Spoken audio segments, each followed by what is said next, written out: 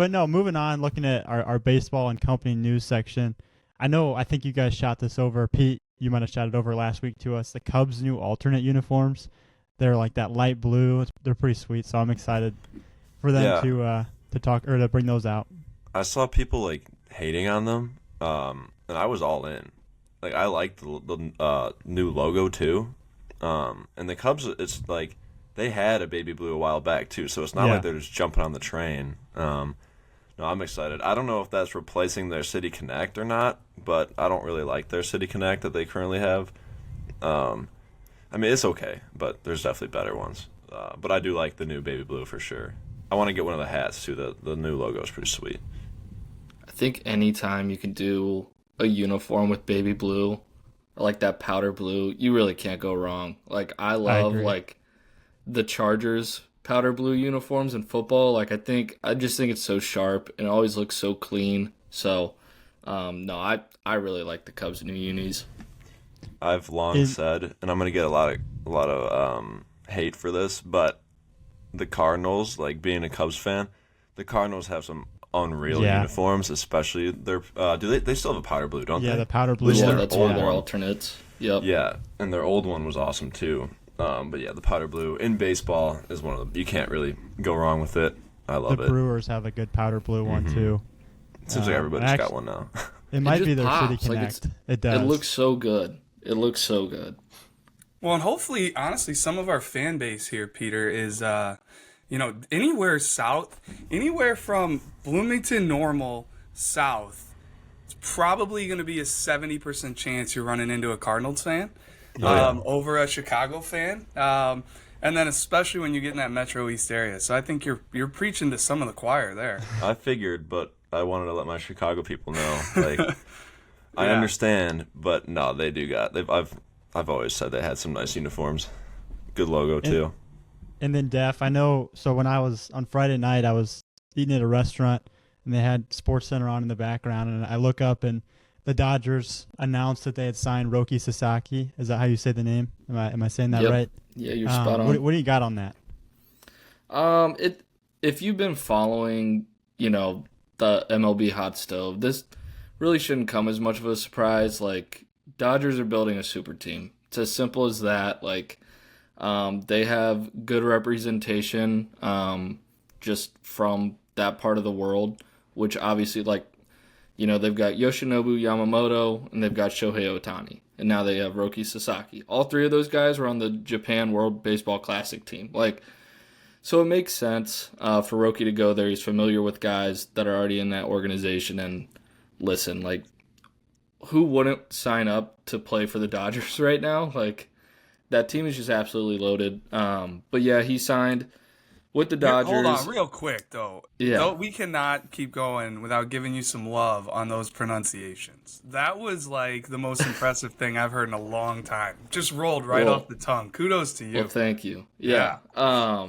No, so he signs with the Dodgers. The thing is, he's an international free agent. So this year he makes a normal rookie salary, and he's got 6 years of service time he's got to accrue with the Dodgers before he's a free agent. But the kicker is he gets a $6.5 million signing bonus. So probably not what most rookies get unless you're a first round pick or something like that. So, but yeah, that's it. And then they also got Tanner Scott. Gav, I see you wrote that down. Like I said, it's the Death Star, and it's fully operational for any of those Star Wars fans out there that understand that reference. So. I actually go ahead, Drew. Well, no, that's a tough one because Tanner Scott was a guy that the Cubs were talking about, and we could use all the pitching help we could get, and especially being left-handed. So I don't know a ton about him, but he got paid 4 years, $72 million. That's True, all I saw. I saw that it was down to the Cubs and the Dodgers, and the Cubs was the preferred destination actually. But they wouldn't. I forget. They wouldn't go to 4 years. Was that what it was? That until the very last second. I'm kind of asking Def. I figured he would maybe know. I saw the money was similar. I don't know it was anything about the years. $4 million less, but I know it was something like they wouldn't go to 4 years until right before the Dodgers did, but then it was too late, pretty much. I mean, again, who's not signing up to play for the Dodgers right now? the Dodgers offered you a contract, you're almost stupid to say no at this point because odds are you're probably getting a ring like in the next, if it's not this year, next year. Like, I know baseball's different and it's not as chalk as, the NFL or NBA at times when you have super teams, but it's hard to not see how they're not going to win 2 or 3 championships in the next 5 to 7 years. Like, it's just ridiculous, the amount of talent on that team. For sure. Did you guys see, I want to know your opinions, if you saw it, Tom Ricketts saying they're just trying to break even every year? Did you guys see that? I did see that, yeah. I did not see that quote. Yeah. So people were like getting on him for like not spending money like the Dodgers are. Like they're probably top 3 team, like market-wise, like money-wise in the MLB, and they're just not dropping cash like the other ones. And he was like, we're just trying to break even every year. I was like, well, I mean, the Reds owner says they run their organization like a non-profit, so that's what I have going for me. Yeah, there's an ownership problem in the league, and not to get too into the weeds, we're not an MLB podcast, but the CBA is up after the 2026 season, and I mean, I wouldn't be surprised if there's no baseball in 2027. Like, that's how bad things have gotten, and I think they've got a lot of stuff they got to fix for the better of the sport, but it's kind of a mess. But rich people don't want to spend money, so it is what it is. How can you be breaking even? Like, if you're breaking even as the owner of the Cubs, like, you're doing something wrong, man. Like, with the whole Wrigleyville built up and just everything, like, you spend money on the team, put a good product on the field, that'll make you more money down the road. Like, and the stadium's always packed. Like, I try to go see the Reds play there every single year. Nothing's cheap there either. Like, right. To me, it also is, I didn't see the quote, but the fact that now we have our own, the Cubs have their own TV station with Marquee, that's just interesting. But what else is going on here in our landscape, Gavin? So one thing that I wanted to mention, so we posted something that we were asking people to send in questions for Dunk, like we have pretty much every week for all of our guests. And we got one in our Instagram DMs where they were asking if we could potentially provide a Power 25 outlook on this season. And I didn't want to just not respond to that, but we're not really at that point yet where we have the ability to talk about our Power 25 teams. We haven't, I wouldn't say, dug into it a ton. That's usually in February that we get into that after our preseason events. Would you guys agree with that? Yeah, Gavin, timeline, kind of? We need to let the winter play out a little too. We need to see, like, we're going to see a ton of players this winter, and that definitely helps us with, like, previewing the Power 25 and how the teams are going to be this spring, because we see a ton of players. Like, kids are going to pop. We're going to find new players. And then we're just going to keep getting more questionnaires come in. But, like, we're definitely looking at it. Like, we've already, kind of discussed, like, who we think's at the top, like, the top, like, 3 to 5 teams so far. But, yeah, it's going to be an ongoing thing throughout the winter. But that won't be for a few months. Yeah, we can give it a little tease here. Because I think everything you guys have said is spot on.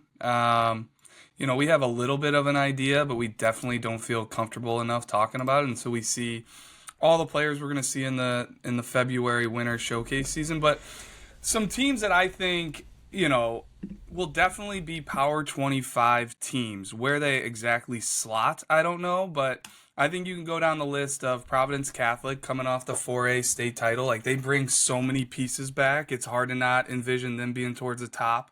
Edwardsville as well, like making a run to state last year without their top prospect, Joe Chirotto, two-way guy. Last year we talked about it, like the Caravan of Mount Carmel. They were a little young. We thought it might be like a year too early, but them making a super sectional, like their team with a ton of pitching and a lot of, interesting position players too, that should be towards the top. And then Lincoln Way West, we talked to Coach Zeich at the IHS BCA, and just listening to him talk about his squad, and you start thinking about who they have on the mound, and it's Connor Essenberg, it's Michael Pettit, and then you've got Lucas Acevedo. Like, those are 3 aces, 2 of them left-handed. I think you got to love what they're bringing to the table. And then Normal Community.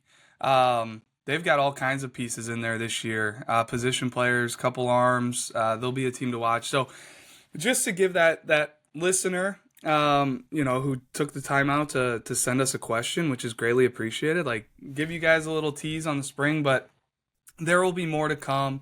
I know talking to like Coach Bogda, Coach Jakubowski, like the Fox Valley is loaded up there between McHenry and Huntley and Burlington Central and Hampshire and I mean all these teams. I'm probably missing Cary Grove's got some arms. Jacobs is always tough. So Crystal Lake Central won 3A state last year. So yeah, there's a lot to talk on there, and I can't wait till we get into that kind of part of the season. That's really fun, kind of anticipating the spring, seeing everything we see in the winter, and going through everything.